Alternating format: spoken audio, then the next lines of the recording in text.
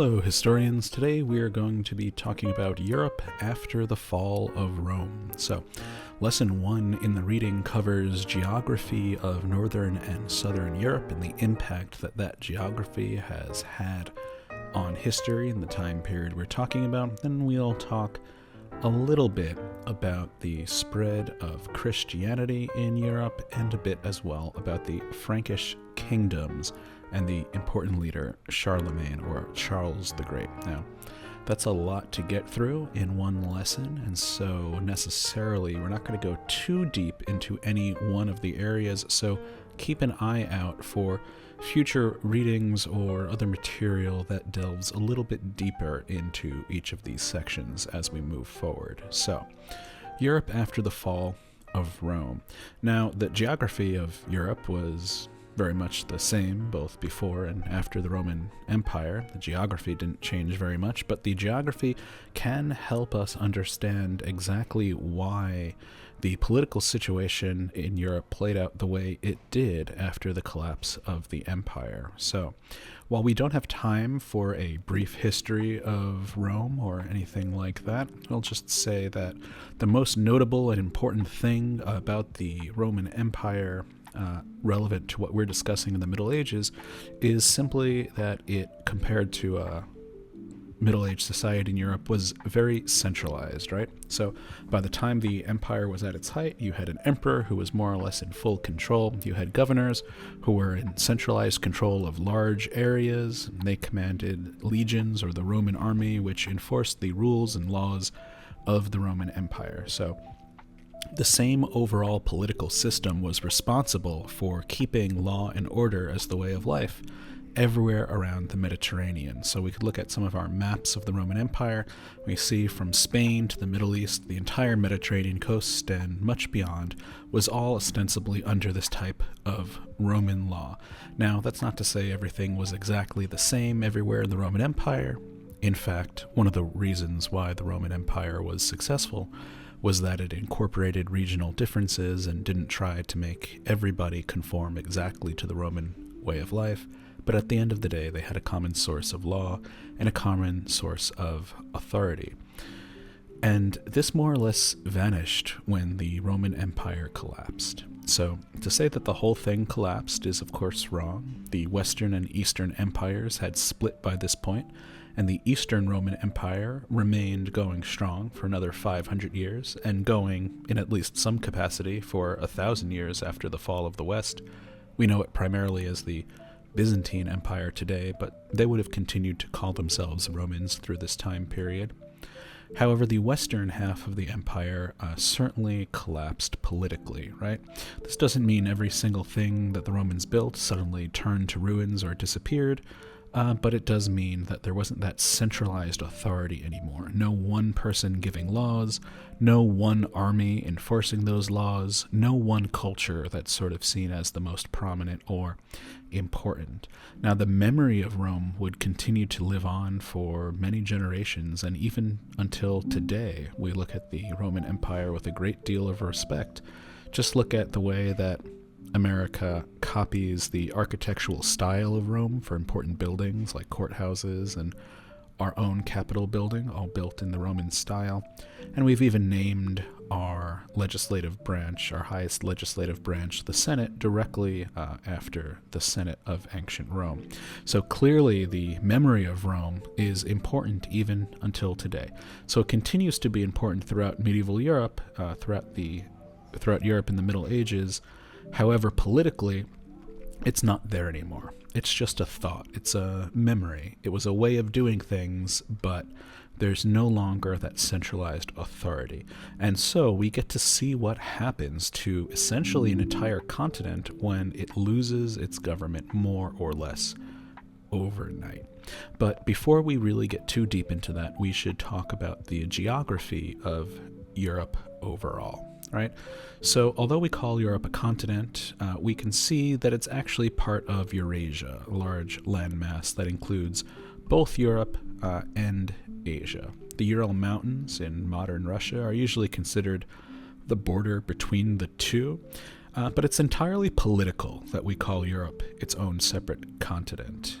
In terms of geography, it could be one landmass, and we don't need to get into all of that. But the idea that Europe is something that is separate and different from Asia is actually a really important political point, but not necessarily an important geographical point.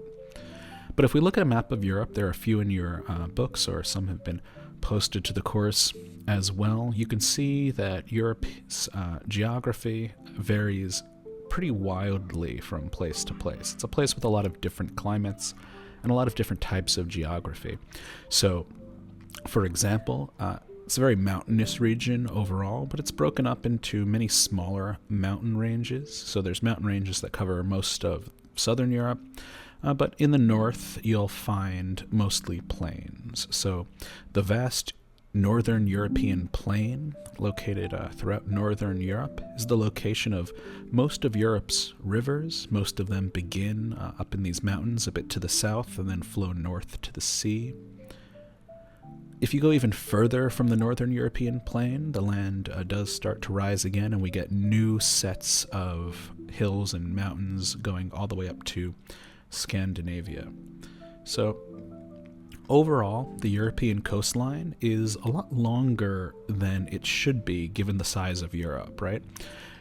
The coastline is longer than it seems like it should be because it's actually very jagged. There are a lot of peninsulas, and when you have a little peninsula sticking out into the sea, you're increasing the amount of coast by actually a large amount. And so Europe is chock full of peninsulas and other jagged landforms kind of jutting out into the sea, and as such, much more of the European land is exposed to the coast. More of it is coastal than in a lot of other regions, right? So if you look at a map of Europe, you look at the many islands and archipelagos and fjords, especially along the coast of, say, Scandinavian countries, along the northern coasts of the United Kingdom or northern Europe, even around Denmark and everything, you'll see a large number of peninsulas and islands and other things that add to the total coastline, right? And this is important because it's part of the reason why Europeans, especially southern Europeans who have the relatively calm Mediterranean Sea exposure, become pretty adept pretty quickly comparatively at sailing in large bodies of water. Sailing technology is going to play a huge part in European history, starting during this very lesson. So Europe's climate and vegetation, much like its actual physical geography, varies widely as well. Southern Europe is largely warm and sunny even during the winter. Shrubs and trees don't need a lot of water there. They're used to growing with somewhat less rainfall. It's a little bit drier, a little bit warmer. Whereas most of northwestern Europe is milder and cooler with much more precipitation, so it's a wetter climate overall, mostly due to the North Atlantic Drift, which is an ocean current that brings warm water up to northwestern Europe, although winds going in the same direction bring freezing weather as well. But it's one of the reasons why someplace like England or the United Kingdom more generally has actually much milder, warmer weather than we would expect for something of that longitude, because of this sort of ocean effect. There's major differences as well between Southern Europe and Northern Europe in the way that geography has affected communities that develop. So in Southern Europe, like we already said, there's plenty of exposure to the Mediterranean Sea, which is a largely calm compared to the Atlantic Ocean, place where you can sail. Crops like grapes and olives became very important in Southern Europe and around the Mediterranean generally, because those are examples of plants that can grow in rugged landscapes and with less water than some other crops. So things like grapes and olives really thrived in the area, and so it's no surprise that Southern European food incorporates those things quite a lot. Northern Europe, on the other hand, had access to the sea, but the North Sea and the Northern Atlantic Sea being much rougher places to sail, it wasn't as vital to the economy of the areas until sailing technology improved a bit with the Vikings, as we'll see a bit later on. So Northern Europeans, though, still had plenty of access to water-based trade because Northern Europe is where the majority of European rivers are. So rivers across the entire Northern European plain were very important because not only did they provide access to the sea for people who built towns along these rivers, you could follow the river then to the ocean, but also the rivers brought water down from the mountains to irrigate the land that made up this plain. So the Northern European plain is important because it's a large area of flat farmland, so it's easy to do agriculture there, and the rivers bring water down from the mountains as well. So we'll notice that most of the important cities that we think of in Europe are built along one of these major rivers. So Paris, for example, was actually originally built an island in the middle of the river that runs through it. London as well is built along the Thames River. Pretty much every important European city that stretches back to this time period needed to have some level of river access, especially if it isn't right on the coast. Because cities were more able to develop large agricultural bases in Northern Europe because of the topography, the excellent farmland made kind of an easy route as well for invaders to follow. So invaders is a little bit of a politically loaded term, but for people anyway, right? People did not emigrate into Southern Europe quite as much coming from other places to the east in Asia because it was incredibly mountainous, very difficult to actually traverse. So people who were entering Europe tended to enter Northern Europe. When we see the fall of the Western Empire, this is largely because people who lived in Northern Europe were displaced from new arrivals from the east, and so they moved southwest further into the empire, kind of came into conflict with the more politically dominant forces. But either way, the north being relatively flat made it both easy to succeed there, but also a more tempting place for new peoples to inhabit. And we'll talk more about that as we go. Before we talk too much about the politics of how European countries or kingdoms developed, let's talk about religion quickly. So, by the time of the fall of the Western Roman Empire, the Roman Empire had largely moved on from its traditional pantheon of gods and goddesses. That is to say, if you're familiar with Greek or Roman mythology, the entire pantheon of different goddesses, whether you want to call Zeus Jupiter or Jupiter Zeus, either way, had kind of fallen by the wayside. So this wasn't an overnight process. It actually took a very long time. But eventually the traditional ancient religion of the Roman people faded away as Christianity spread.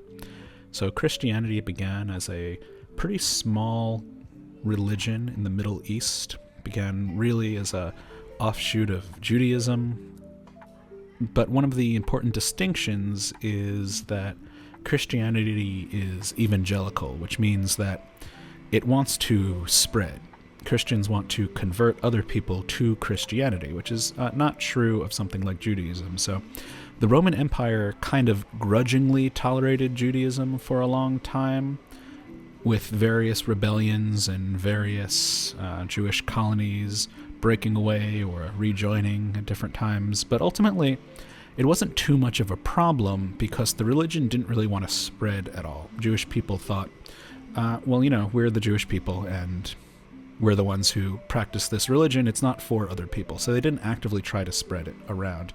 Early Christianity, though, took a different tact entirely. So early Christianity spread throughout the Middle East relatively quickly, and as it gained notoriety within the empire, at certain points it was discouraged, at certain points Christians were actively persecuted by the emperors, especially if the emperors wanted to promote traditional Roman values like the ancient gods and goddesses that they had been worshipping for many hundreds of years.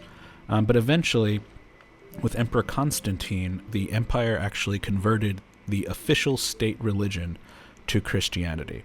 So after the reign of Constantine, the Roman Empire no longer practiced traditional Roman religion, but was instead a Christian empire. Now, there's many, many books written about the impact of Christianity on the Roman Empire, the interplay between the political forces like the emperor and the religious forces like the bishops and pope, and we can go into that in a lot of detail. But for our purposes right now, we're just going to look at it as Christianity was the official religion of the empire, and though the empire fell, the religion certainly did not, right? So the Romans' religion of Christianity, by the time the empire fell, outlived the actual empire itself and continued to grow and gain strength for really many hundreds of years after that.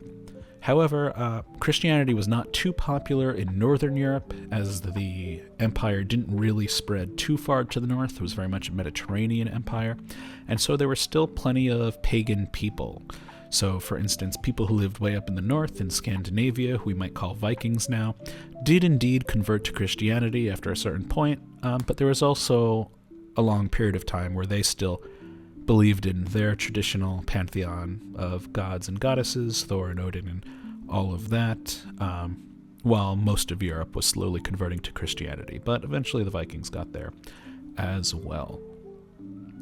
So how did Christianity spread from the southern political base of the empire to the north? There's usually a couple of different ways that we want to talk about. So largely, it was spread, not by accident. It was very purposeful in the way that Christianity spread through Europe and very intentionally done. So missionaries are perhaps the most powerful force that helped to spread Christianity into Northern Europe. So the Pope, who was the head, or is the head of the Catholic Church, the Roman Catholic Church specifically, would send missionaries to different places where Christianity was not as popular. So the Pope, who's the head of the church, would send missionaries out to people in the northern kingdoms to teach about Christianity. They would try to convert people to a particular religion. Some missionaries traveled great distances. So some traveled from Rome all the way to Britain, which would have been a massive trip at the time. They traveled all over the different islands of Britain, what would be England and Ireland, all the way up to Scotland. Other missionaries carried Christianity into northern France and Germany and into the east as well. Not all missionaries, though, were sent by the Pope. Some Christians took it upon themselves to spread what they would call the Word of God. And one of these important missionaries was Patrick, who took it upon himself to travel to Britain and Ireland and convert people there. This is important even today, as he's been canonized as Saint Patrick and is a very important figure in the history of those areas. So while missionaries traveled to spread Christian teachings, men called monks were dedicated to their faith in a different way. So kind of in the opposite way, really. Monks were religious men who lived apart from the rest of society in isolated communities. Monks and their monasteries are actually like a really fascinating topic that I would love to be able to talk about more right now. The classic ideas we have of monks kind of hide the really interesting history behind the development of the monastic orders. And so perhaps we'll get into that a little bit more on a separate occasion. But what you need to know for now is that monks would live in communities that were called monasteries. Sometimes these were buildings or campuses of a few buildings, often very isolated from other places, up in the mountains or otherwise away from major cities, although cities would tend to sprout up around them if they were particularly large monasteries. But either way, in these communities, monks spent their time in prayer, in meditation, and in very simple work that allowed them to really focus on their religion. So life in a monastery was strictly organized, and different monasteries, different monastic orders worked in different ways, but generally monks had to follow certain rules that were intended to help them live a good life according to their religion. So their day-to-day affairs were very much based around this. The most famous of the monasteries was probably one created by a monk named Benedict, who founded the Benedictine order, or the Benedictine rule. This was sort of a standard set of practices for monasteries and ended up being one of the more popular sets for monasteries to follow. If you think of just a monk generally today, you're probably thinking of a Benedictine monk. Different groups had their own rules. However, all were based around generally the idea of living apart from society, being removed from all of the things in society that could distract you from being a good person according to your religion. So monks performed many different services, both inside and outside monasteries. They had to, survive somehow, and so while they grew food and all of this stuff, they still needed a way to be integrated into the communities more generally, because a monastery couldn't be totally self-sufficient. So monasteries would provide services. They would provide things like health care that was unavailable to many poor members of most communities, or they would provide religious services. They might dispense aid to the poor, right? So they would give out food to people who couldn't afford food of their own. And practicing this charity was an important part of living a good life. Sometimes they also performed services that they could sell for money. So, for example, some monasteries became specialized in sewing clothing or in writing manuscripts, which we'll get into more later, that they can then sell and then use the money to run the monastery. But ultimately, some of them ended up being rather successful in what they were selling, because they did work on it all day, isolated from the rest of the world, so they became actually pretty skilled at their crafts, in addition to living a very religiously focused life. So they ran schools, they copied books for those who couldn't read or write. They also copied books just to keep them around. The material that they used to make books at the time did not last forever. They might fade away or disintegrate within somebody's lifetime even. And so monks would copy over books to new material every so often to keep the books fresh.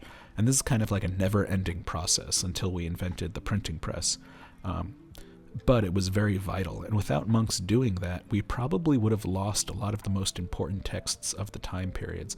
They would also serve as scribes and advisors to local rulers.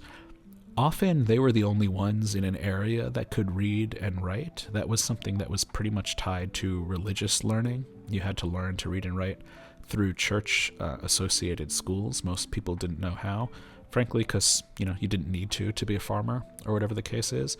So rulers, even though they were in charge, they might not be able to actually read and write themselves, and so they also always kept monks around in order to do some of those things, right? So as religion spread from southern to northern Europe, and religiously it became more unified, politically things were going in a different direction.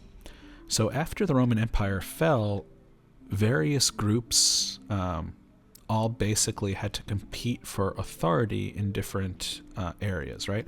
So essentially, when you remove the main authority, when you remove the centralized authority of the Roman Empire, who's in charge? And the answer tended to be whoever was most powerful in a given area, right?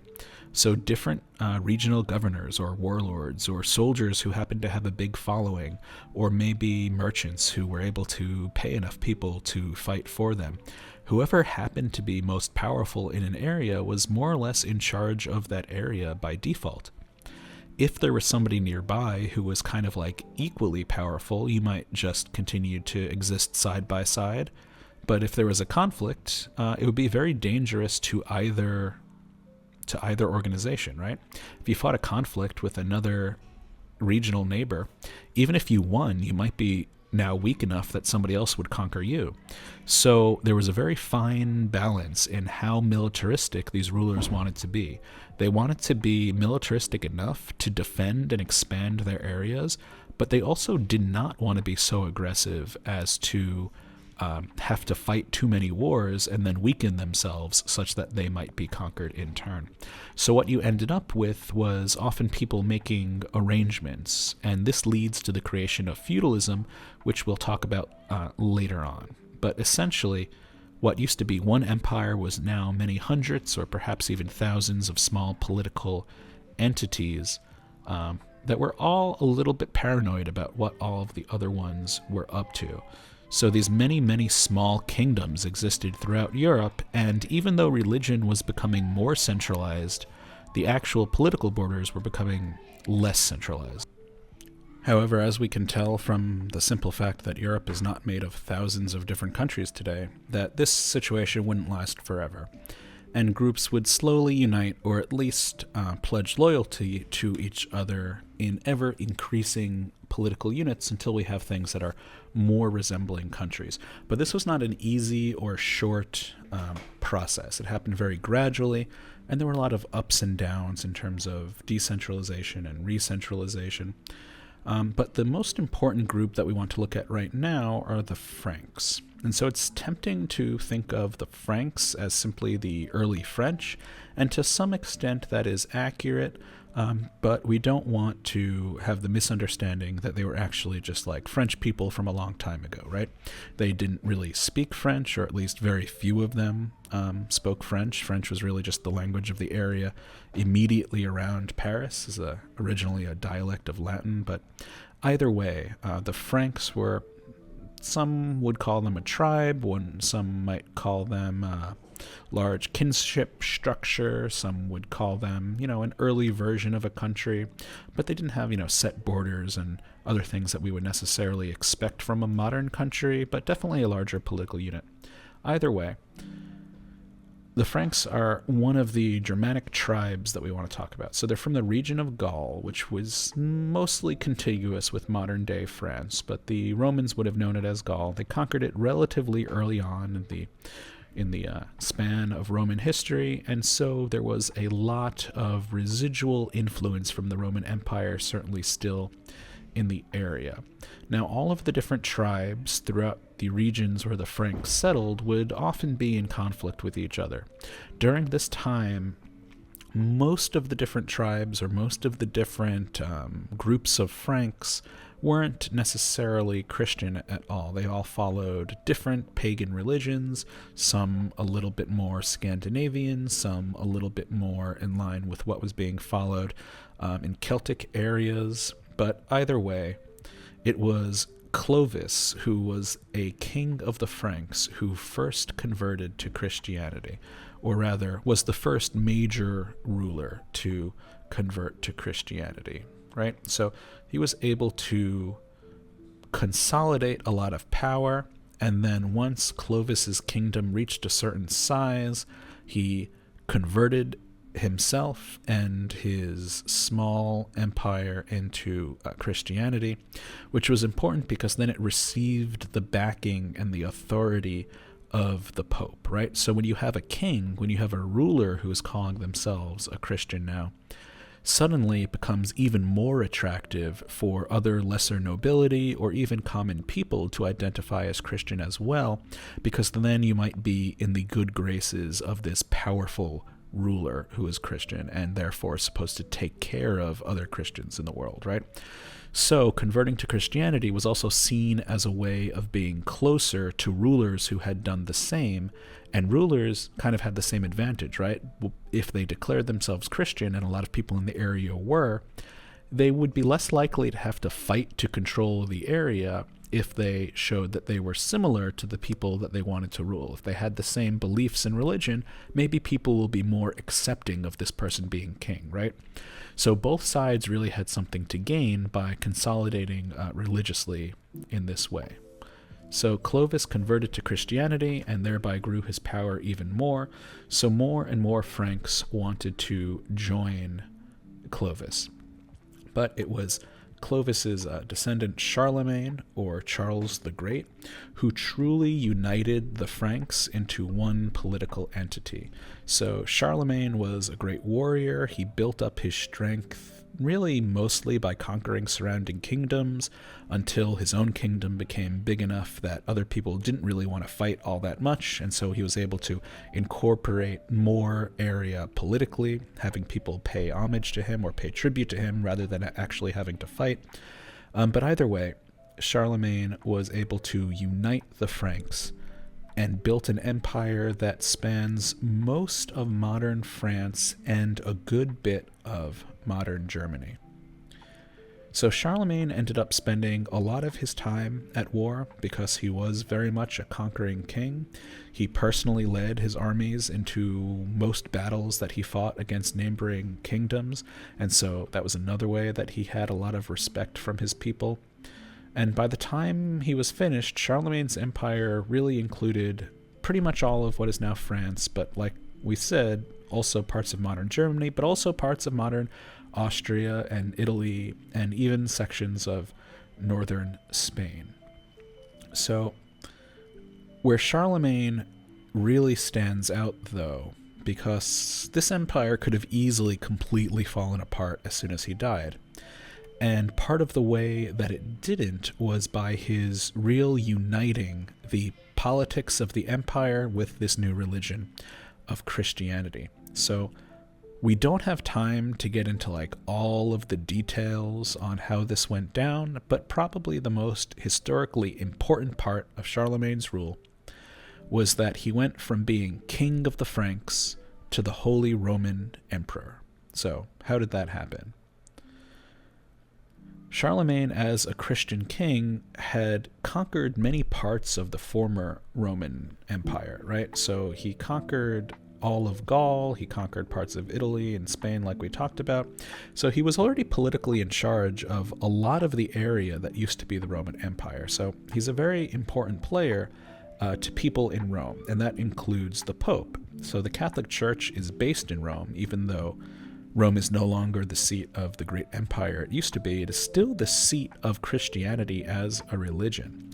And so the Pope in Rome obviously knows who Charlemagne is, that he's an important king, and also an important king who specifies that he wants to be king of a great Christian land, right? And so perhaps this is why the Pope asks Charlemagne for help when various other factions are threatening to essentially invade Rome, right? We don't have time to get into all of the politics, but some of the regional kings in the area of Italy, so we're talking about places like Lombardy, around Milan, and all of these places, they wanted to be in charge of the ancient city of Rome and all of its great treasures and the authority that comes with being in charge of Rome itself as the capital of Christianity. And so the Pope calls upon Charlemagne for aid, and Charlemagne succeeds in fighting off some of the other lesser kings and ends up marching all the way to Rome. So on Christmas Day in the year 800, so very important year, very important day, the Pope crowned Charlemagne the Emperor of the Romans. Now this was meant to symbolize a return to the greatness of the Roman Empire, and while we didn't quite get there, it was very effective, and the Holy Roman Empire, in one form or another, would last for many hundreds of years after this crowning. Stories about exactly how this happened are very varied. Charlemagne himself said that he did not expect the Pope to do this. He was just going to church on Christmas normally, and the Pope decided to crown him emperor. Seems unlikely, but he might want to say that so that he seems more humble, like a ruler should be. But this was really important because it really united these two forces, right? The legitimacy of the Pope being the one to place the crown on his head meant that all Christians, even those not directly in the Charlemagne's kingdom, had to acknowledge or at least contend with the fact that this person was crowned emperor by the very head of the religion themselves. A person who is said to speak for God, the Pope, put a crown on Charlemagne's head. So it becomes much harder to argue all of a sudden for the average person that Charlemagne is not a legitimate ruler, right? So perhaps even more important than conquering places through the military was getting this distinction, getting the crown from the Pope himself, because that cemented him as the not only emperor, but the Christian emperor. And so it became harder for other people to argue. At the same time, this gained for the Pope the protection of Charlemagne, right? Because the Pope is now the source of Charlemagne's spiritual authority, Charlemagne also has an incentive to protect the Pope and keep the Pope relatively happy, right? Charlemagne's not going to conquer Rome himself. Instead, he'll protect Rome, because now Rome is the source of his spiritual authority. So this situation really helps both the Pope in Rome, and it helps Charlemagne and his kingdom as well. So he becomes known as the Holy Roman Emperor. The Holy Roman Empire doesn't really include much of the land that used to belong to the Roman Empire. It doesn't really include the rest of the Mediterranean. It's mostly European focused. But compared to all of these little political entities that we had beforehand, this is a huge step up in terms of centralization. Now, realistically, Charlemagne doesn't have complete control over every single area in his empire. He has a lot of lesser lords that are in charge of those areas, but they all pay tribute to him, and they're all, at least allegedly, loyal to him. So part of what made Charlemagne so successful was his skill as a warrior or as a general. That's how he was able to conquer people in the first place. Another thing that made him successful was incorporating Christianity into his rule. So Europeans became more politically united under the empire, and they became more spiritually united under Christianity. So this started to form more of a European identity, which isn't really something that had been seen before. Europeans didn't think of themselves as Europeans. They thought of themselves as Romans, or as Franks, or as Germanic people, right? There was no political cohesion to Europe as a continent. This started to change when Charlemagne conquered so much of the area. But he didn't spend all of his time on these areas, warfare and spirituality. He was also very invested in the idea that cultural development was very important in order to keep his empire together, right?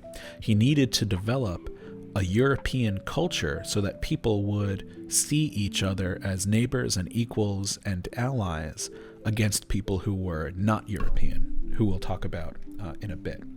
So Charlemagne actually really sponsored a lot of education. He built monasteries and schools all across his European kingdom.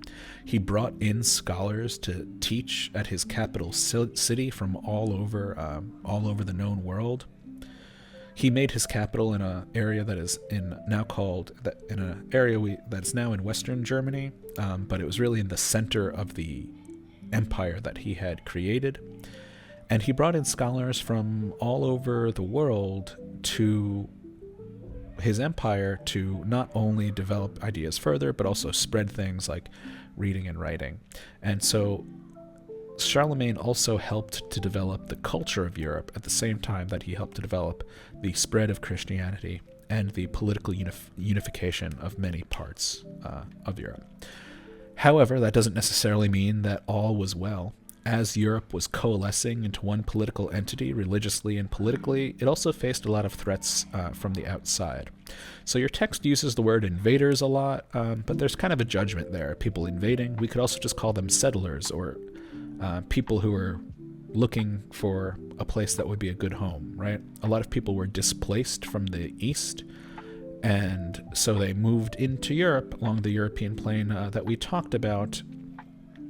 And so Europeans had to contend this as well. So there were three main sort of outside groups that were interested in the more central areas of Europe. So let's talk about them pretty quickly.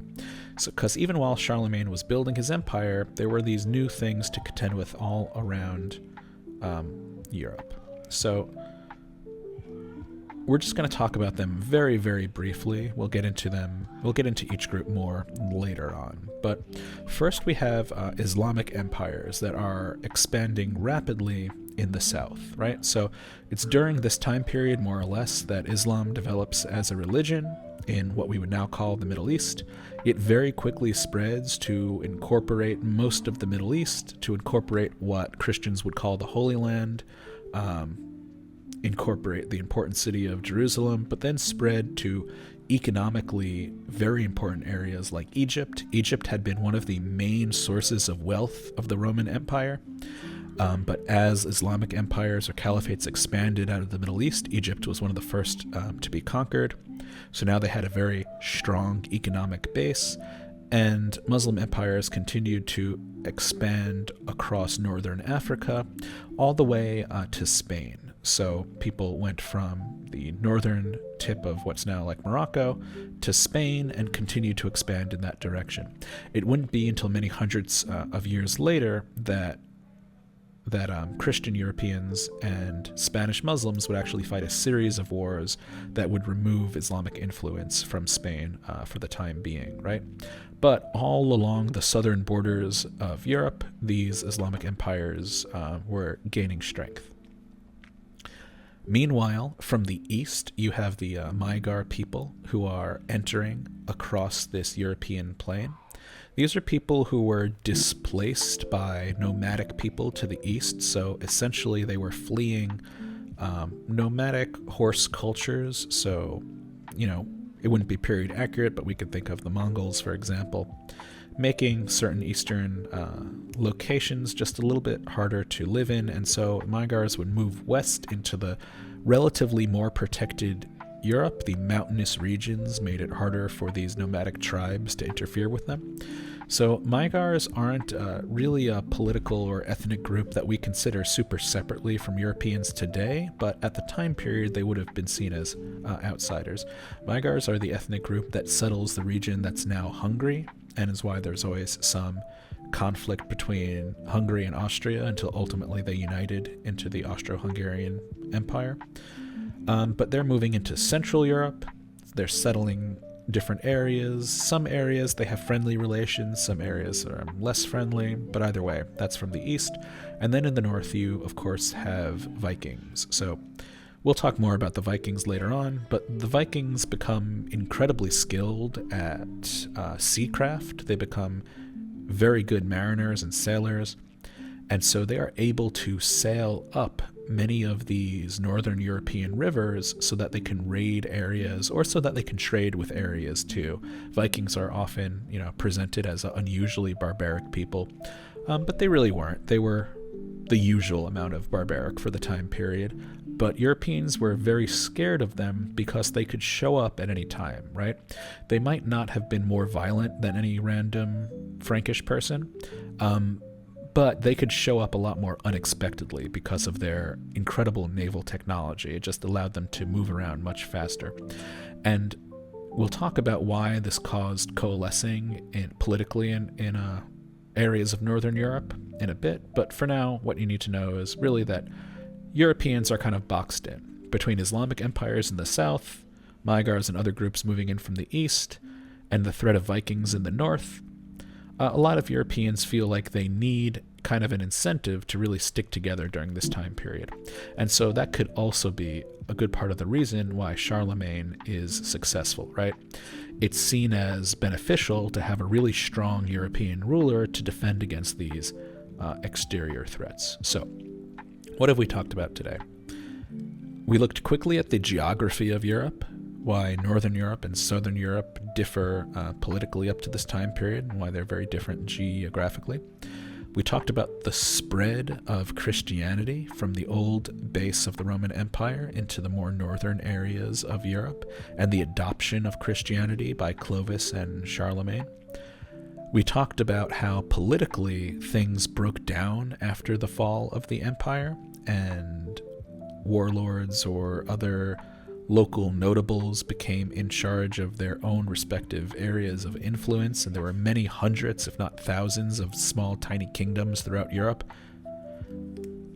And then finally, we talked about how Charlemagne began the process of reuniting them into a politically cohesive unit that they called the Holy Roman Empire. So, the Roman Empire, but with the addition of the blessings of the church, shall we say, right? So the Pope Leo III, puts that crown on Charlemagne's head and more or less changes the course of European history in that moment. So that's a lot to take in. All coincides with the reading that was assigned for this unit, and we'll definitely take a more detailed look at some of these things as we move through. But it's your overview for where Europe is when we're getting started, right? At the beginning of the Middle Ages, these are the forces in play. It'll be exciting to see what they get up to over the next 500 years or so. Until then.